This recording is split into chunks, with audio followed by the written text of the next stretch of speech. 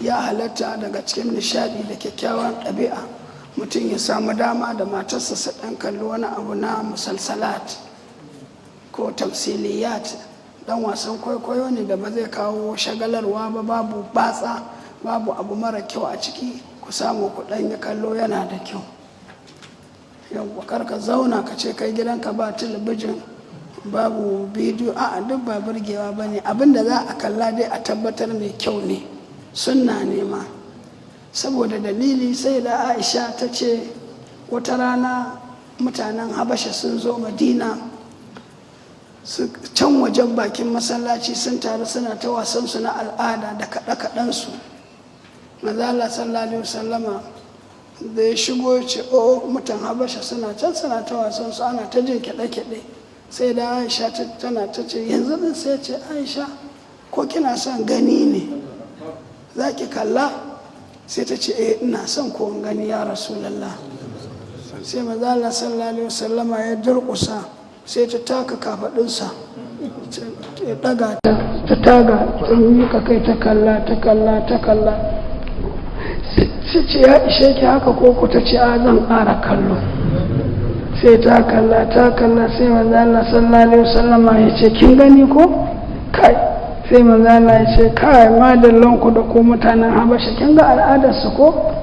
Har ma ta sauko ta kuma hawa, har ta ce hawanta na baya sai ta tattaka daga wajen ciyan annabi, sai ta sa haɓata akan kan manzon Allah, kudu kokinta yana nan ɗinsa tana ta kallo. Annabi ya ɗaga ta gama ta kallo, sai da ta kalla ta ƙoshi, sannan annabi ya durƙusa ya sauke ta. To ashe ba wanda zai zo ya ce ba za ku samu ɗan abin kallo aka kunna ku kalla ba, saboda gashi. Sai dai kawai kamar yadda tsarin yake, abin da aka kalla wanda ya halatta a kalla ne, kada mutum ya je ya tura matarsa ko kuma ya tura kansa ko ‘ya'yansa su dinga kallon abin da bai kamata ba. Abin da zai sai dai kallon da mata suke yanzu, za ka ga ana kallon wasan kwaikwayo, amma abin haushin kallo kawai suke, ba sa gane me ake yi a ciki, me ake koyarwa. Shi ne abin haushin.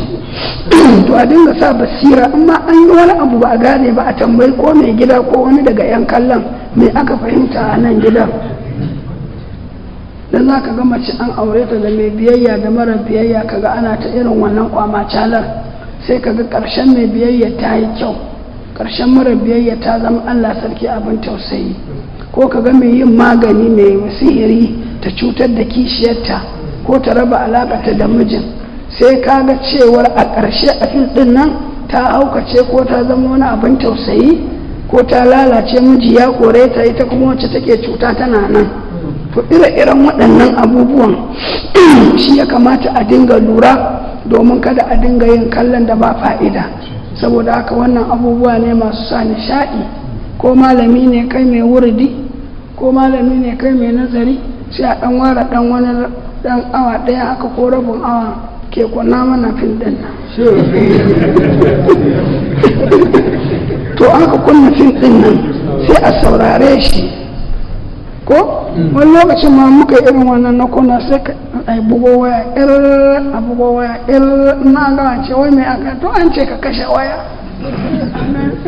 sai an sa waya a jirgi.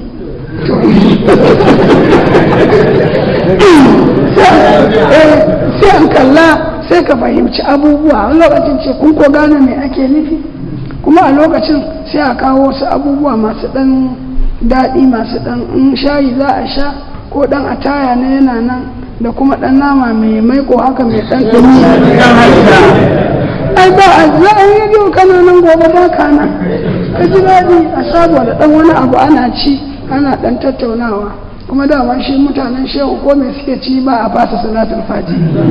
Ita matar kaɗin nan tana ta salatul fati, ana kuma kallo, ana yi ba alade, ana kuma ɗan kaiwa baka ana kurba. To wannan sunna ne, kada a dinga takura wa kai. In ka kai yarka gidan da aka ce ai ma ba a kallon talabijin, je ka ɗauko a bar. Wallahi gidan kunci ne. In mai gida ka sai mata talabijin ka kai mata, amma dama ta sani abin da ake kallo, shi ma mai gidan ya sani.